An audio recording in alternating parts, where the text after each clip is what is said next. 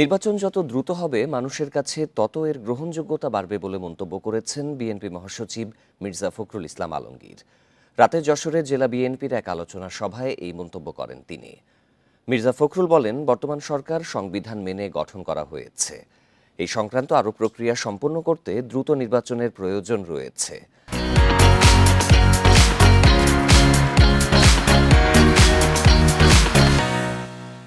BNP মহাসচিব আরও বলেন, মুক্তিযুদ্ধের মাধ্যমে একটি গণতান্ত্রিক মানবিক দেশ চেয়েছিল জনগণ। সেই চেতনাকে ধ্বংস করেছে আওয়ামী লীগ সরকার। তাদের খোলস গণতন্ত্রের হলেও সেই চর্চা দলটির মাঝে ছিল না।